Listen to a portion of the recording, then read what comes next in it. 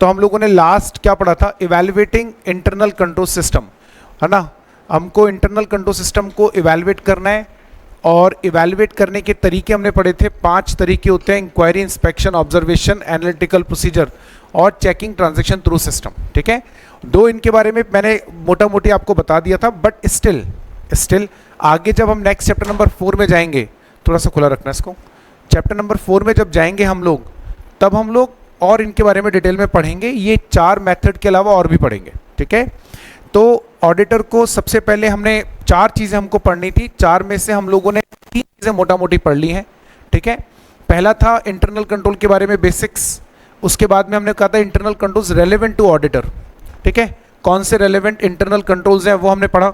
उसके बाद में थर्ड हमने पढ़ा था कि जो भी रेलेवेंट इंटरनल कंट्रोल्स हैं उनके नेचर एंड एक्सटेंट की आपको अंडरस्टैंडिंग लेनी है, मतलब उनका नेचर कैसा है, एक्सटेंट का मतलब होता है कितना वो काम करने वाले हैं, कितना काम नहीं कर रहे हैं, उसको बोलते हैं एक्सटेंट, ठीक है।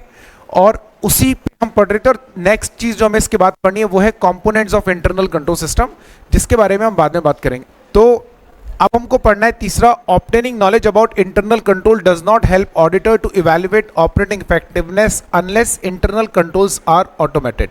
मतलब इंटरनल कंट्रोल्स जो होते हैं वो 2 तरह के होते हैं, ठीक है।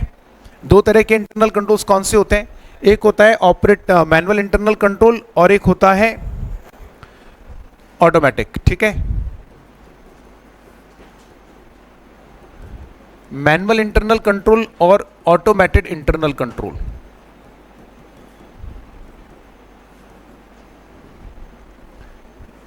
मैनुअल इंटरनल कंट्रोल सिस्टम और ऑटोमेटेड में वैसे तो बहुत सारे डिफरेंसेस है जो ऑलरेडी हम पढ़ते हुए आए हैं, बट मेजर जो अभी हमारे लिए रेलेवेंट है, मैनुअल इंटरनल कंट्रोल के साथ ऐसा यार, मैनुअल इंटरनल कंट्रोल के साथ में अच्छी चीज, मतलब खराब चीज क्या है, अच्छी नहीं खराब चीज, मैनुअल इंटरनल कंट्रोल के साथ खराब चीज ये है कि दे मे लुक इफेक्टिव, ठीक है, बट नॉट एक्चुअली ऑपरेटिंग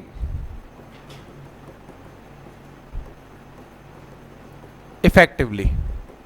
ये हो सकता है क्योंकि मैनुअल इंटरनल कंट्रोल को लगाने का हमारे पास एक ही तरीका है, ठीक है, वो क्या है, सेग्रीगेशन ऑफ ड्यूटीज, ठीक है। मैनुअल इंटरनल कंट्रोल्स को लगाने का सिर्फ एक ही तरीका होता है, ड्यूटीज को सेग्रीगेट करना, यानी एक ही काम को 2-3 लोगों में, 4 लोगों में डिवाइड कर दिया। डिवाइड इस तरीके से करना है जिससे कि एक दूसरे के काम का आउटपुट अगले वाले का इनपुट बने, ठीक है। इसके हमने कई एग्जांपल्स लिए थे। ऑटोमेटेड में तो हमारे पास में वो कंप्यूटर सिस्टम होता है, मतलब ऑटोमेटेड तो नाम से ही पता चल रहा है, इसमें तो हम लिखें क्या, ऑटोमेटेड तो है ही ऑटोमेटेड, लाइक टैली वगैरह का एग्जाम्पल हमने लिया। सो मैनुअल में क्या होता है, sometime it seems like internal control बहुत बढ़िया है, बढ़िया अच्छा काम कर रहा है इंटरनल कंट्रोल, ठीक है, देखने में बड़ा अच्छा लग रहा है कि यार ये 4 लोगों में डिवाइडेड है, ये इसका आउटपुट है ना, उसका इनपुट बनेगा, उसका आउटपुट उसका इनपुट बनेगा, उसका आउटपुट उसका इनपुट बनेगा, तो हमें लगता है कि वो फ्रॉड एंड एरर पकड़ लेगा, लेकिन अंदर बहुत सारी भसड़ है, ठीक है। हो सकता है इन सब ने आपस में क्या कर लिया हो, कल्यूजन कर लिया हो। अब जब आप इंटरनल कंट्रोल देखोगे तब नहीं दिखेगा, अभी अंदर ही अंदर आपस में जो साठगांठ है वो दिखती थोड़ी ना है, वो तो हो जाती है। तो अब आप जब देख रहे हो तब तो बहुत अच्छा लग रहा है। ये वो ऐसा है, बिल्डर घर बना के देते हैं ना, आपने, हम आपके यहाँ सीकर पता नहीं पॉपुलर है कि नहीं, हमारे तो बड़ा पॉपुलर है, बिल्डर ने घर बना के दिया, देखने में बड़ा सुंदर लगता है, आपको ऐसा लगेगा मेरे सपनों का महल, मतलब आपको मजा आ जाएगा, ऐसा लगेगा बोले यार जीवन तो यही है भाई साहब, 6 महीने रह लो पता चलेगा जीवन तो यही है भाई साहब नहीं, कहाँ कब कौन सी छत दीवार गिर जाए, कौन सा पेंट आपको अच्छा लग रहा है वो कब आपके हाथ में ही आ जाए, कुछ नल से नहा रहे हो पता चला शॉवर ही नीचे आ गया, वो ऐसा होता है। ये ऐसा ही है, ये दिखता बहुत अच्छा है, लेकिन जब इसको आप यूज करने बैठोगे ना, जब तब पता चलेगा इसके अंदर क्या क्या जो है कमियां हैं। ऑटोमेटेड में ऐसा नहीं होता, ऑटोमेटेड जैसा दिख रहा है, इफ इट लुक्स इफेक्टिव, ठीक है ना, पेन यही वाला है क्या, right, it looks effective if, तो बेटा ये ऑपरेट भी इफेक्टिव होता है, देन ऑपरेट भी इफेक्टिव, यही इसकी सबसे खास बात है। If it looks effective it's operate भी इफेक्टिव ही होगा। इसीलिए जब आपने पॉइंट नंबर जो थर्ड हम अभी पढ़कर आए थे, है ना, थर्ड वाला, जिसमें हमने कहा था कि जो जो रेलेवेंट इंटरनल कंट्रोल्स हैं, उन रेलेवेंट इंटरनल कंट्रोल्स को आप चेक करोगे, तो चेक कैसे करोगे? उनकी जानकारी लेके। सो आपने जब ऑटोमेटेड इंटरनल कंट्रोल की अंडरस्टैंडिंग ली, अब जो मैं बोल रहा हूं वो आपको कान से ज्यादा दिल से सुनना है, वरना ये पॉइंट सुनाई हमेशा देगा, समझ कभी नहीं आएगा। Automated internal controls, internal control को चेक करने के लिए हम इंटरनल कंट्रोल्स की अंडरस्टैंडिंग लेते हैं। इंटरनल कंट्रोल्स की अंडरस्टैंडिंग लेने के लिए या इंटरनल कंट्रोल की अंडरस्टैंडिंग लेते समय, राइट, आपको क्या करना होता है? आपको उन इंटरनल कंट्रोल्स को, राइट, उनको देखना होता है, चेक नहीं करना। देखा ऑटोमेटेड है तो चेक करने की सच कोई नीड नहीं है, उसकी ऑपरेटिंग इफेक्टिवनेस को वेरीफाई करने की जरूरत नहीं है। लेकिन अगर आपने मैनुअल इंटरनल कंट्रोल्स के बारे में अंडरस्टैंडिंग ली, तो अंडरस्टैंडिंग लेने के बाद भी उनकी ऑपरेटिंग इफेक्टिवनेस को चेक करना पड़ेगा, उसकी ऑपरेटिंग इफेक्टिवनेस के बारे में एविडेंस लेना पड़ेगा, राइट। इसीलिए हम लोगों ने वहां पर क्या लिखा, एक लाइन लिखी है, देखो आप, ये हटाना पड़ेगा क्या? नहीं नहीं,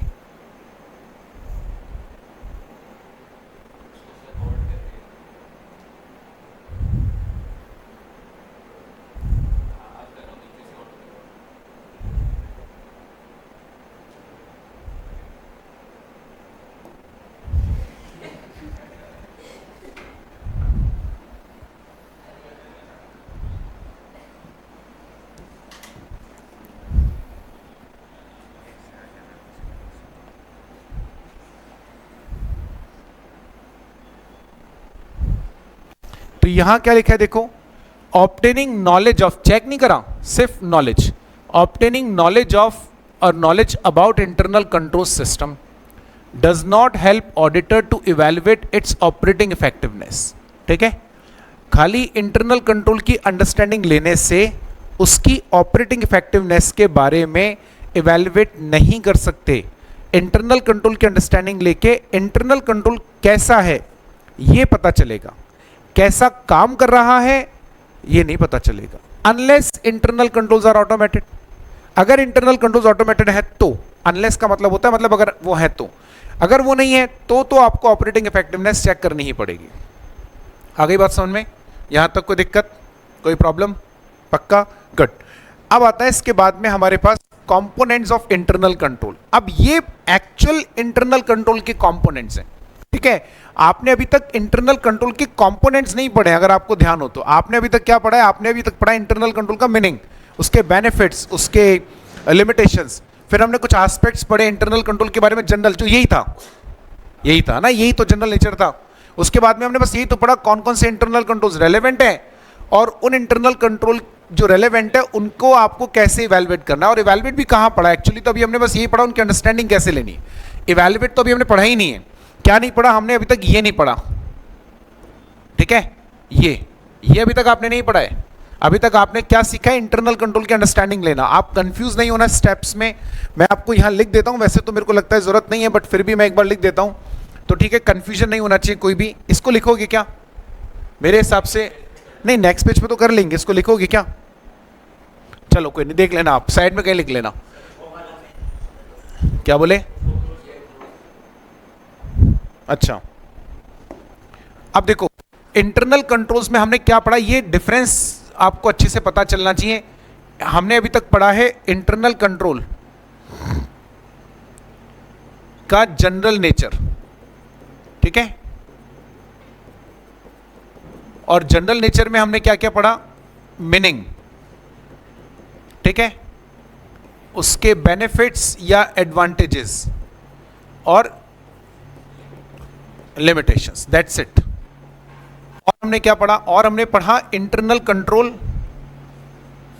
रेलेवेंट टू ऑडिट, यानी कौन से इंटरनल कंट्रोल्स हमारे लिए रेलेवेंट है। क्योंकि मैंने कहा था ऑडिट में, मतलब एंटिटी में तो बहुत सारे इंटरनल कंट्रोल्स होते हैं, सारे इंटरनल कंट्रोल्स तो चेक करने नहीं बैठ जाएंगे ना यार।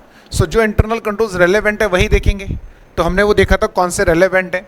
फिर हमने कहा था इंटरनल कंट्रोल्स के, ठीक है, रेलेवेंट इंटरनल कंट्रोल्स को निकालने के बाद में फिर हमने देखा था इंटरनल कंट्रोल की अंडरस्टैंडिंग, ठीक है, ये अंडरस्टैंडिंग कैसे लें, दैट्स इट। लेकिन हमने ऑपरेटिंग इफेक्टिवनेस चेक नहीं करी, ठीक है। हमने इंटरनल कंट्रोल की अंडरस्टैंडिंग कैसे लेनी है, राइट, उसके मेथड्स, ठीक है, एक्सेट्रा के बारे में हमने पढ़ा, लेकिन हमने क्या नहीं करा, हमने अभी तक आपको ऑपरेटिंग इफेक्टिवनेस के बारे में नहीं बताया, उसको कैसे चेक करते हैं। Is it clear? Don't write down, don't write down, don't write down, right. आप हमेशा लिखना सेकेंडरी रखा करो। इंटरनल कंट्रोल की अंडरस्टैंडिंग कैसे लें, जानकारी, ठीक है, और उसमें भी अगर मैनुअल है तो ही ऑपरेटिंग इफेक्टिवनेस चेक करनी है, ऑटोमेटेड तो ऑपरेटिंग इफेक्टिवनेस चेक नहीं करना, ठीक है। तो अंडरस्टैंडिंग कैसे लें, but right, manual internal controls की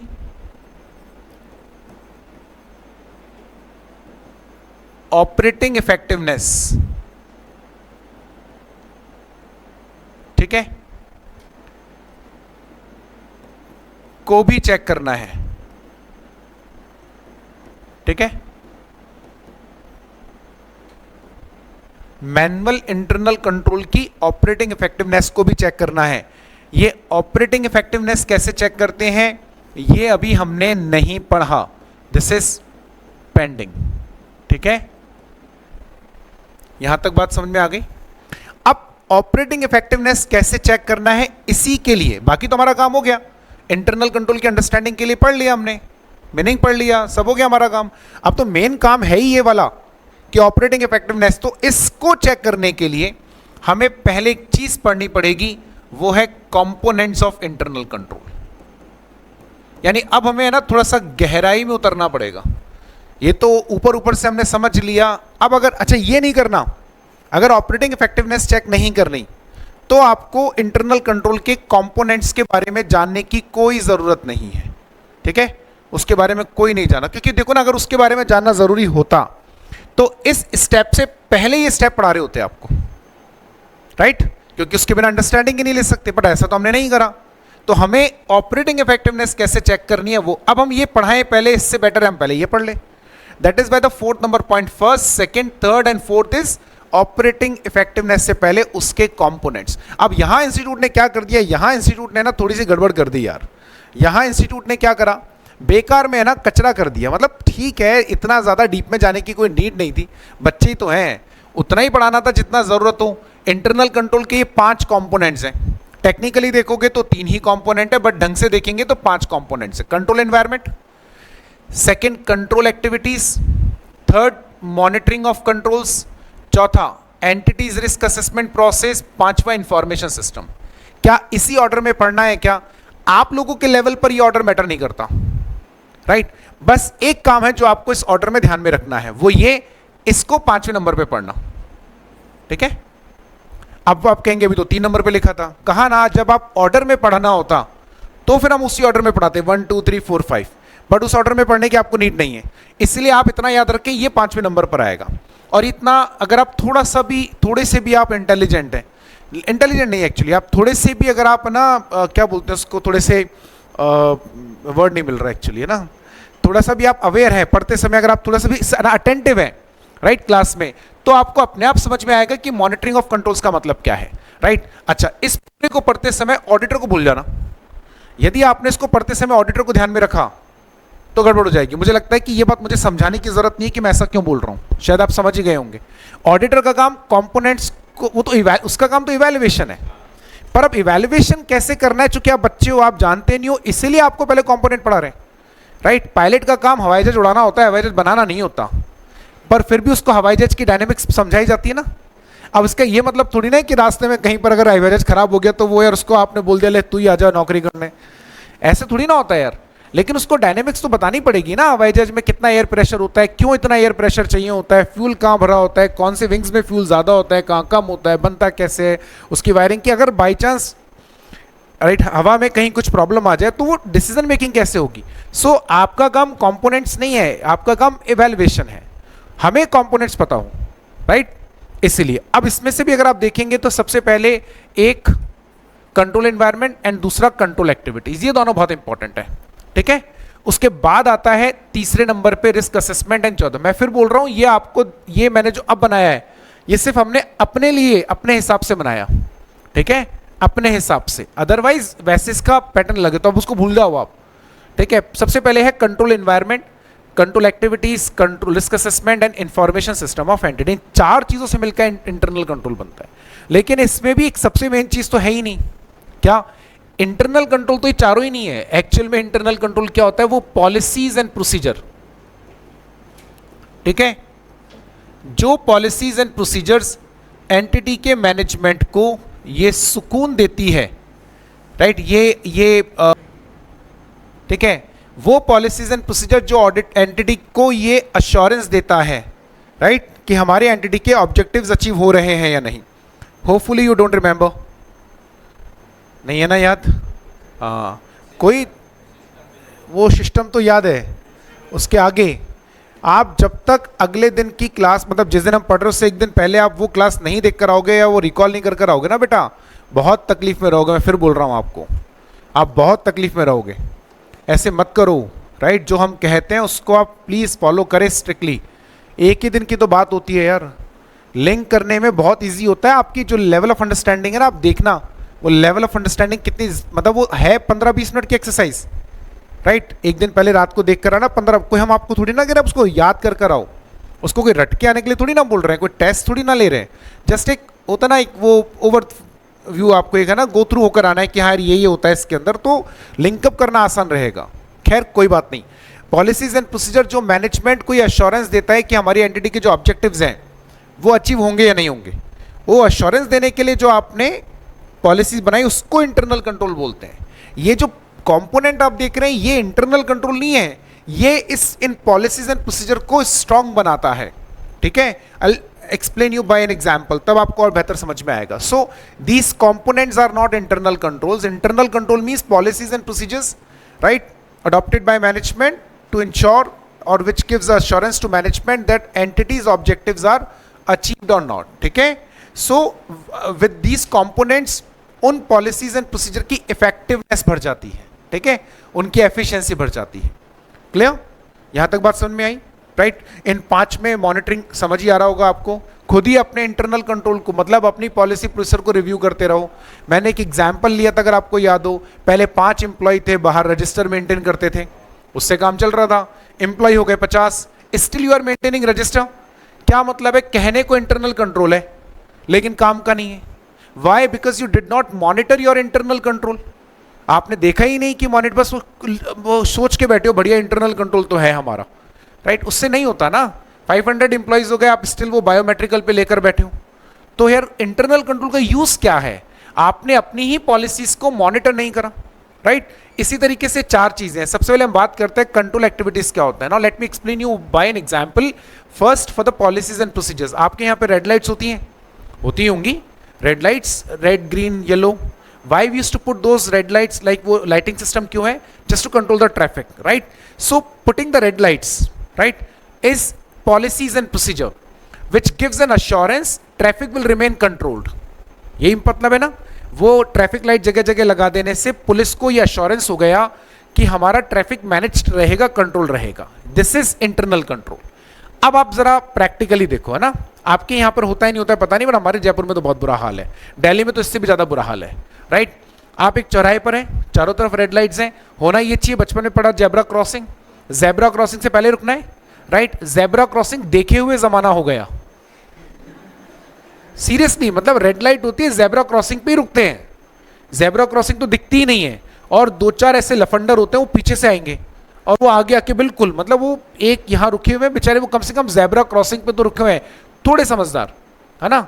वो उसके आगे और वो उसके आगे, ऐसा मतलब उनका बस चले ना तो चौराहे के बिल्कुल बीच में आ जाए। ये हमारे इंडिया के पढ़े लिखे यूथ हैं, ये हमारे इंडिया के पढ़े लिखे समझदार लोग हैं ना, जो सो कॉल्ड पढ़े लिखे। फिर हमको एक्सपेक्टेशन कैसी है, हमें जो है ना रूल्स एंड रेगुलेशंस या इंफ्रास्ट्रक्चर थाईलैंड जैसा चाहिए। थाईलैंड के नाम से तुम हंसते क्यों यार? थाईलैंड बेटा एक चीज के लिए नहीं, बहुत सारी अच्छी चीजों के लिए भी फेमस है, ठीक है। सो पॉजिटिव माइंडसेट भी रखो थोड़ा सा। वहां पे एजुकेशन हमसे कम है, लेकिन वहां का इंफ्रास्ट्रक्चर, वहां का सिविक सेंस हमसे 100 गुना बेटर है। सिविक सेंस तो 100 गुना बेटर है, 100 गुना। वहां का बिना पढ़ा लिखा आदमी भी हमसे 100 गुना ज्यादा बेटर है, ठीक है। इंफ्रास्ट्रक्चर तो अनडाउटेडली उनका बहुत ही अच्छा है। उस लेवल पे तो इंडिया को आने में पता नहीं कितना लगेगा, दुबई वाले पे तो हम पहुंच ही नहीं पाएंगे, ठीक है ना, उस तक तो हम ही पहुंच जाएंगे ऊपर, अब सोचो वो जेब्रा क्रॉसिंग दिख नहीं रही आपको, अब वो कहने को पॉलिसीज एंड प्रोसीजर्स हैं, रेड लाइट है, फॉलो भी हो रही है, फॉलो भी हो रही है, लोग रुक तो रहे हैं, ठीक है, लेकिन फायदा क्या मिल रहा है, इफेक्टिवली हो रहा है क्या? अब एक छोटा सा काम करना है, ज्यादा कुछ नहीं करना है इससे बचने के लिए। चारों जगह आप एक एक पुलिस वाला खड़ा कर दीजिए, आप चारों चौराहे पर, ठीक है, कुछ नहीं करना उसको, पुलिस वाले को कुछ नहीं करना, कोई लाठी नहीं, कोई डंडा नहीं, कोई बंदूक नहीं, कोई गोली नहीं, कुछ नहीं, ही सिंपली स्टैंडिंग देयर। आप एक गाड़ी का भी टायर एक सिंगल इंच भी अगर जेब्रा क्रॉसिंग पर आ जाए तो एक सिंगल, उसके हाथ में वो और दे दो चालान की मशीन। मैं कह रहा हूं जी भाई साहब, इससे बढ़िया कंट्रोल मैकेनिज्म ही नहीं है, कुछ करना ही नहीं है, उसने तो भाई ऐसे खड़े रहना है, हाथ में चालान की मशीन और देखना है। आप इंच टेप ले लो, एक गाड़ी का एक टायर का एक इंच, एक सेंटीमीटर भी आपको जेब्रा, उस दिन पहली बार आपको दिखेगी जेब्रा क्रॉसिंग है, right? Now what happened, just because of control environment, this is called control environment, just because of control environment what happened, लोगों के अंदर एक ऑटोमेटिकली वो आ गया, सेंस आ गया कि हमें यार अपने इंटरनल कंट्रोल्स को फॉलो करना है। अच्छा, पुलिस वाला जैसे हटा फिर दो चार गाड़ी, ये है, राइट? अच्छा, अब क्या हो गया, नया सिस्टम आ गया आजकल, तो और बढ़िया काम हो गया, अब आजकल हमारे स्पीडोमीटर आ गया, जगह जगह लगे हुए, चालान आ रहा था, मेरा भी कट चुका 1000 रुपए का, राइट? अब वो लफड़ा खत्म हो गया, पहले वो जगह जगह इंटरसेप्टर खड़ा रहता था, आजकल लफड़ा ही नहीं है, घर पे चालान आ रहा है 1000 रुपए का, जमा करो तो ठीक, नहीं तो 6 महीने बाद आपकी गाड़ी सीज हो जाएगी, लाइसेंस रद्द हो जाएगा, वरना गाड़ी सीज हो जाएगी, राइट? क्यों कर रहे हैं ऐसा? क्योंकि लोगों को अकल नहीं है, पॉलिसी प्रोसेसर बना दिया 60 किलोमीटर से ऊपर मत चला, कौन मर रहा है भाई, क्या हो गया, क्या आफत आ रही है, लेकिन चला रहे हैं, तो क्या करें? तो फिर control environment. So internal control operate best when there is a control environment. Without control environment आपका इंटरनल कंट्रोल बहुत ज्यादा अच्छा काम करता नहीं है, इसको कहते हैं कंट्रोल एनवायरमेंट। समझ में आया? ऐसे बाकी 4 भी हैं, जैसे कंट्रोल एक्टिविटीज हैं। What is control activity? 2 अभी हम लोग डिटेल में इसके बारे में पढ़ेंगे, लेकिन अभी हम इन जनरल बात कर रहे हैं। कंट्रोल एक्टिविटीज क्या होती हैं? कंट्रोल एक्टिविटीज आपको यह बताती है कि ऑर्गेनाइजेशन के लोगों को इंटरनल कंट्रोल के बारे में कैसे पता चले, राइट? आपने इंटरनल कंट्रोल बनाया, अब मान लीजिए मैं इस कंट्री से चला गया, मैं इस सिटी से दूसरी सिटी में चला गया, हमारे आई बिलोंग टू भरतपुर, है ना?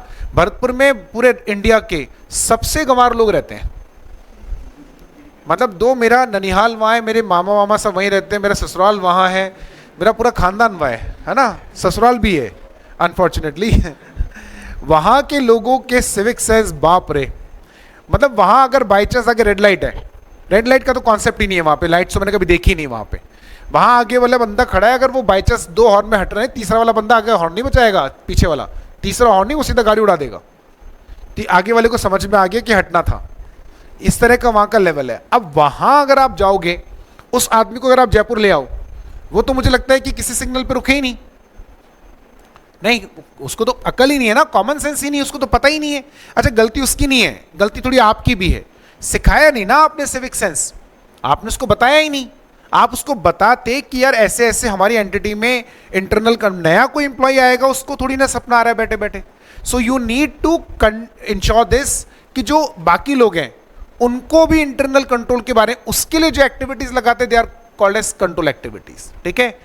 तीसरा, अभी मैं आपको जैसे थोड़ा थोड़ा समझा रहा हूं ना, फिर हम एक एक करके चलेंगे। देन उसके बाद में है इंफॉर्मेशन सिस्टम ऑफ एंटिटी। देखो, आप एक बात हमेशा याद रखो ना, आज से बहुत साल पहले क्या हुआ, मेट्रो बना, 2002 के अंदर मेट्रो बना। मेट्रो जानते हो ना, metro station, metro train, right? Delhi में सबसे पहले स्टार्ट हुआ। अब आप कभी मेट्रो स्टेशन पे जाना, अगर आपका कभी मौका नहीं पड़ा तो भी जाना आपने अपने जीवन में, और अगर अच्छा मौका लगे दिल्ली जाने का, तो एक जगह राजीव चौक, राजीव चौक मेट्रो का मेन हब है, मतलब जहां से सारी मेट्रो चलती है। उस राजीव चौक में 3 फ्लोर का है वो, बल्कि 4 फ्लोर का इनफैक्ट अब तो। उसमें आपको चलना नहीं होता है, आप चला दिए जाते हो, आप खड़े हो जाओ, बस कहाँ जाना है वो नहीं पता, कहाँ पहुंचोगे वो नहीं पता, लेकिन आप पहुंच जाओगे कहीं ना कहीं। इतनी भीड़, मतलब अगर आप उसको थोड़ा सा 1.5 की स्पीड में रिकॉर्ड करके देखोगे ना, तो ऐसा पता चलेगा लोग वो चींटियां रेंग रही है, इतना जबरदस्त क्राउड। तो जब वो बन रहा था स्टेशन, तो उसके जो हेड थे रेलवे के ना, श्रीधरन, उनसे किसी ने बोला कि will you be able to manage the clean railway stations, like हमारे इंडिया में नॉर्मल जो रेलवे स्टेशन, उनका हाल तो आपने देखा ही है, अब तो फिर भी बहुत अच्छे हो गए हैं, वरना तो आप देखो ना, उस स्टेशन घुसते ही बदबू आती है, राइट? और अगर थोड़ा कंजेस्टेड है, कोई बड़ा स्टेशन है, आप दिल्ली रेलवे स्टेशन पे घुसो, जयपुर पे घुसो, आप घुसते ही आपको एक अलग ही महक आएगी फिजा में, नहीं बस अच्छी वाली नहीं आएगी, ठीक है? और अगर थोड़े से डीप में जा रहे हो रेलवे स्टेशन के इधर उधर, तो मतलब आपको, मतलब बस पूछो मत, ठीक है, जब तक आपने डिब्बे में नहीं चढ़ जाओगे तब तक आपको, और गलती से स्लीपर में चढ़ गए या जनरल में चढ़ गए तो भाई साहब पूछो ही मत, राइट। तो उनसे किसी ने सवाल पूछा, सर यहाँ तो और ज़्यादा रश रहेगा, तो कैसे मैनेज होगा, मतलब क्या करोगे आप? बोले ये सफाई कितनी रहनी है, ये इस पर डिपेंड नहीं करता कि लोग कितने समझदार हैं, इस पर डिपेंड करता है कि हम लोग उनको कैसे इस बात के लिए प्रेरित करते हैं कि वो सफाई रखे। भी क्या करें, एजुकेट करें? नहीं नहीं, कुछ नहीं करना है। आप तो रेलवे स्टेशन पे जगह जगह बॉक्सेस रख दो, कचरे के डिब्बे, गार्बेज बॉक्सेस। सफाई के लिए आप 100-200 कर्मचारी लगा दो एक बार। क्या होता है ना, आदमी कचरा वहीं फेंकता है जहां उसको दिखता है कचरा फेंकने का ऑप्शन है, वैसे नहीं फेंकता आदमी कचरा, राइट। आप किसी 5 स्टार होटल में जाके कचरा फेंको, मन ही नहीं करेगा आपका फेंकने का। आप वही आदमी जो बाहर नहीं, आप वही आदमी हो, सोचो एक बार, है ना वो, और जहां मौका मिला आप वही वाले आदमी हो। फर्ज कीजिए आप जाओ एक बार 5 स्टार होटल में, वो आदमी भी वहां पे ऐसे से, क्यों, किसने रोका उसको वहां पर थूकने से? अच्छा कोई मारेगा भी नहीं वहां, तो कोई नहीं, आप ही का मन नहीं करेगा। उनके वॉशरूम्स में जाओ आप जरा, जो उनके कॉमन वॉशरूम्स हैं, राइट, आप उसमें जाओ, वहां जाके आप वॉश बेसिन में, आपका मन ही नहीं करेगा थूकने का यार। क्यों? क्योंकि वो ऑलरेडी इतना वेल मेंटेन्ड है, इतना वेल मेंटेन्ड है कि आदमी को खुद को अंदर से गिल्ट होने लग जाता है, बोले यार नहीं, यहां नहीं यार, right. So they follow the same concept. They said हम रेलवे स्टेशन को पहले ही इतना क्लीन रखेंगे कि बंदा चाहेगा ना तो भी यहां पर गंदगी नहीं फैलाएगा। अब ये हम बात क्यों कर रहे हैं? बात इसलिए कर रहे हैं, information system is very important. Entity का इंफॉर्मेशन सिस्टम जितना स्ट्रांग होगा ना, तो जो लोग उसमें काम कर रहे हैं वो लोग गलती करना चाहेंगे तो भी नहीं होगी, कुछ तो होगी नहीं, कुछ हम करेंगे नहीं, क्योंकि इंफॉर्मेशन सिस्टम है ही इतना बढ़िया। आप ईआरपी लगाओ ना ऑर्गेनाइजेशन में, एक है नॉर्मल अकाउंट्स में आप टैली में अकाउंट्स कर रहे हो, एक पायरेटेड वाले में, एक एक्चुअल टैली में कर रहे हो, और एक आप ईआरपी में करो, सैप या ईआरपी में। आप चाहोगे तो गलती नहीं होगी। That is what the role of information system. Last but not the least, entities risk assessment. आप सब कुछ ऑर्गेनाइजेशन में ऑडिटर के भरोसे थोड़ी ना बैठते हैं। Why entity do not undertake risk assessment? खुद ही आप रिस्क को असेस कीजिए ना, करते रहो। ये कुछ कुछ ना मॉनिटरिंग जैसा है, आप कंटिन्यूसली अपना रिस्क असेस करो। ऑडिटर, हमने आपको पीछे बताया था रिस्क असेसमेंट के टाइम पर कि मैनेजमेंट का भी खुद भी रिस्क असेस करता है, उसी के अकॉर्डिंग इंटरनल कंट्रोल लगाता है। Now what all you need to do is, when you entered into the entity and you are about to check the operating effectiveness, पहले इनकी जानकारी ले लो। फॉर एग्जाम्पल, अगर एंटिटी का रिस्क असेसमेंट बहुत अच्छा है तो बाय डिफॉल्ट एक ना आपको समझना चाहिए उसका इंटरनल कंट्रोल अच्छा ही होगा, ठीक है। बाय डिफॉल्ट समझो इंटरनल कंट्रोल अच्छा ही होगा, क्योंकि वो कंटिन्यूसली रिस्क असेस कर रहे हैं, कंटिन्यूसली वो देख रहा है कहां कहां फ्रॉड एंड एरर हो सकता है, तो उन्होंने वहां वहां इंटरनल कंट्रोल्स लगाने की कोशिश करी होगी। आपने देखा एंटिटी का कंट्रोल एनवायरनमेंट बहुत अच्छा है, सो अगर ये थोड़े बहुत हल्के भी हो गए, राइट, तो भी कंट्रोल एक्टिविटी संभाल लेंगे, राइट। ऐसा होता है ना कंट्रोल एनवायरनमेंट, सॉरी। एंटिटी का मॉनिटरिंग बहुत अच्छा है, इन एवरी 6 months और periodically whatever the period this said, right, वो अपने इंटरनल कंट्रोल्स को कंटिन्यूसली मॉनिटर कर रहे हैं। So what does it mean? It means that they are changing their internal controls frequently. फायदा ये कि इंटरनल कंट्रोल्स अपडेटेड होंगे, लेटेस्ट होंगे, अपडेटेड होंगे, तो क्या होगा? तो ये होगा कि इंटरनल कंट्रोल ज्यादा ऑपरेटिंग इफेक्टिवली होंगे। तो अच्छी बात है ना, ये तो बुरी बात नहीं है ना। इसीलिए ऑपरेटिंग इफेक्टिवनेस को चेक करने से पहले इनकी अंडरस्टैंडिंग लेते हैं, राइट। यहां तक बात समझ में आई? अब अगर आपको कुछ समझना है, कुछ लिखना है कहीं पे, तो आप लिख सकते हैं। क्या मैं वो वाली स्क्रीन ओपन करूं?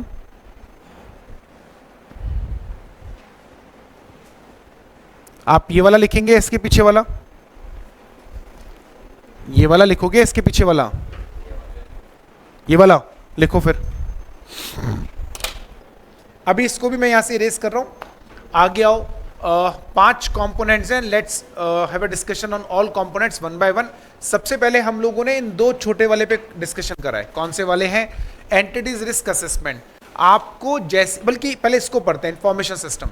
एंटिटी के अंदर जाती, ठीक है ना, ऊपर का सारा काम आपने कर लिया।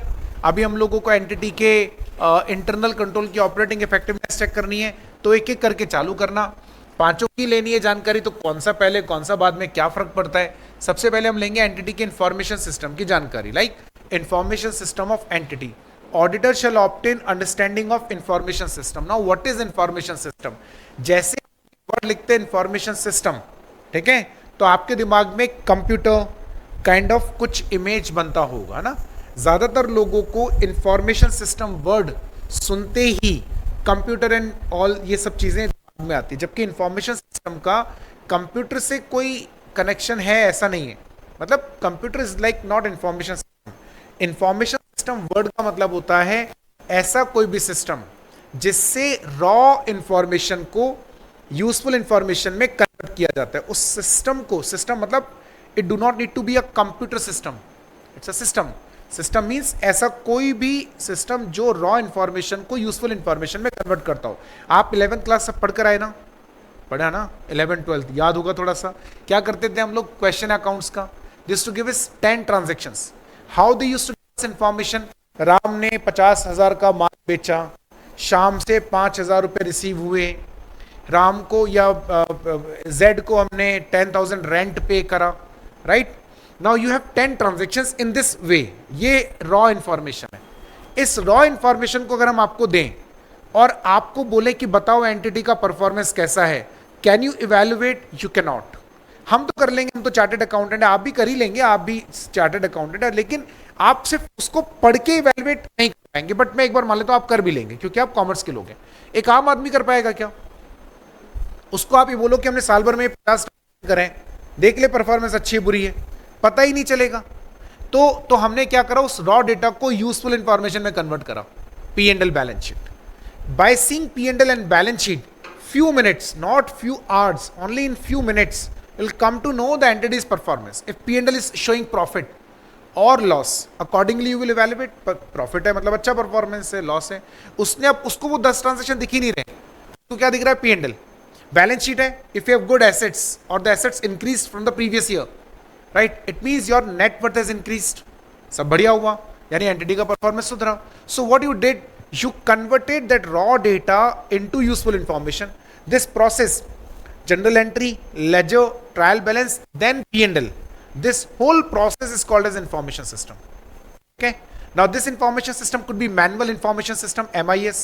This could be computerized information system, जो हमारा इस चैप्टर का अगला यूनिट है, computerized information system, right? When you're using tally, computer, ERP, SAP, they all are doing the same process, काम वही है बट अब तरीका अलग है, ठीक है। So information system does not mean the accounting या computerised information system only. Information system means the process, the system which converts raw data into useful information.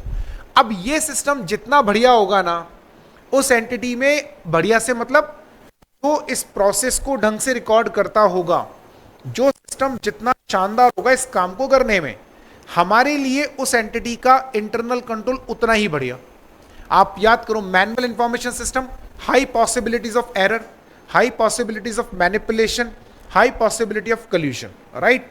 When you have Tally ERP और Tally software, less probability of errors, almost zero probability of errors, right, less probability of frauds, less probability of collusion. When you have ERP, zero possibilities of error, zero possibilities of collusion, zero possibilities of fraud, right. क्यों हुआ ऐसा? ऐसा इसीलिए हुआ क्योंकि आपका information system improve हो रहा है। अब आप किसी एंटिटी में जाओ, ईआरपी में ऑडिट करो, ईआरपी में है, हमें वहां पहले से एक माइंडसेट होता है कि यार इसका इंटरनल कंट्रोल बढ़िया ही, हमें नहीं मिलते वहां फ्रॉड्स एंड एरर। हर आप एक बड़ी की दुकान की ऑडिट कर लो, वहां पे टैली चल रहा है, वो भी पायरेटेड वाला, अकाउंटेंट है जो आधा कच्चा अकाउंटेंट है, पका हुआ भी ढंग से नहीं है, राइट, वही अकाउंटेंट अकाउंटिंग कर रहा है, पता है यहाँ एरर फ्रॉड सब भरे पड़े होंगे। So we need to look into information system. That is what the impact of information system on internal control.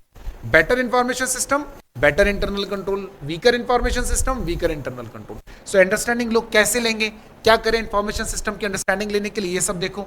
कौन कौन से class of transactions हैं, right? किस तरह के transactions हैं, procedure by which transactions are initiated, process, record, correct और reported in general ledger और financial statement. Transaction कैसे record होते हैं? Do we have computerized information system or accounting? If accounting system is manual, if it is manual, so internal control भी manual है क्या या computerized है, वो देखना पड़ेगा, right? Related accounting records, कौन कौन से accounting records entity में बनते हैं, how information system capture events and conditions, very important. आपके information system में data आता कैसे है, right? Means is it allowed to anyone to record transactions into system unanimously or without consent of anyone? अगर ऐसा है ना तो मतलब फर्जी है, right? ऐसा कहाँ होता है बेटा? छोटी एंटिटी में जहां पे ऑर्गेनाइज्ड सिस्टम नहीं है। आप बड़ी एंटिटी में जाओ। I was in Infosys in 2010. I cleared my CA, so my first job was in Infosys in 2009. Sorry. अब 2000 उसमें क्या था मालूम है? वहां पे हमें स्टेशनरी चाहिए, हर महीने में एक बार आप स्टेशनरी ले सकते हो। There was a protocol. अच्छा, स्टेशनरी के नाम पर क्या चाहिए होता है? स्टेपलर, क्योंकि हम सालों चलाते हैं तो हर महीने नहीं चाहिए, तो स्टेपलर की पिन, एक आध दो पैड्स, स्लिप पैड आते हैं वो, ठीक है, सेलो टेप जो कि बहुत कम काम में आती थी, और सेलो टेप कटर होता है वो तो पहले ले लिया तो बार बार काम नहीं आता, पेंसिल्स, इरेजर्स एक या दो, शार्पनर, पेन, वो जो बच्चों वाला सामान है जी, और क्या नाम है, पेन वगैरह, दैट्स इट। मतलब मुश्किल से कोई 100 रुपये का सामान नहीं होगा, ये भी मैं ज़्यादा बता रहा हूँ, है ना। अब इसका प्रोसेस क्या है? HR से मिलता था, आप इसे जाके मांग के नहीं ला सकते। आपको पहले पर्ची बनानी है, एक स्लिप होती थी प्रॉपरली, वो भरो, फिर अपने मैनेजर के पास लेके जाओ, वो मैनेजर उसमें नेतागिरी करेगा, 2 पेंसिल हटाएगा, राइट, एक पेन हटाएगा, एक ही पेन तो मांगा था वो भी हटा दिया, ऐसा। फिर उसके बाद जाके HR से हम सामान लाएंगे, वो HR वाला हमसे साइन करा रहा है, आप ये सामान लेके गए, जैसे हमने उसकी आत्मा लेकर रख ली हो अपने पास में, है ना, किडनी विडनी या लीवर लेकर आए 50 रुपए के सामान के लिए। बात 50 या 500 की नहीं है, बात है सिस्टम आपके रिकॉर्ड कैसे करता है, क्योंकि आपके लिए 50 रुपए, ऑर्गेनाइजेशन में 1000 एम्प्लॉई है, 1000 इंटू 50 पर मंथ, साल का कितना हुआ? 6 लाख। आपके लिए छोटी बात है ना, ऑर्गेनाइजेशन के लिए नहीं है, क्योंकि कल को जब ऑडिट होगी, फाइनेंशियल स्टेटमेंट में फिगर आएगा, printing and stationery 6 lakh, right, छोटा फिगर है क्या? तो ऑडिटर एविडेंस तो मांगेगा ना। उन्होंने पहले ही अपना सिस्टम ऐसे बनाया कि सिस्टम में डेटा कैप्चर ही कैसे होता है, प्रोसेस। तो अब वो क्या करते हैं, वो लोग जब आपने पर्ची बनाई, वो सब उनके पास में एविडेंस है। This is very important. FR process use to prepare entities financial statement. FR मतलब financial reporting process use to prepare entities financial statement and controls surrounding journal entries. आपने कौन कौन से इंटरनल कंट्रोल्स लगाए हुए हैं, that also we need to see. ये सब इंफॉर्मेशन सिस्टम में आता है। एंटिटी का इंफॉर्मेशन सिस्टम जितना अच्छा होगा, जितना इजी होगा, जितना बेटर होगा, उतने इंटरनल कंट्रोल स्ट्रांग होंगे, right. Can we have a question on this? Yes, but simple question आएगा, टिपिकल क्वेश्चन नहीं आएगा, घुमा फिरा नहीं सकता, बिल्कुल भी केस स्टडी नहीं बना सकता, तो you don't need to bother about this.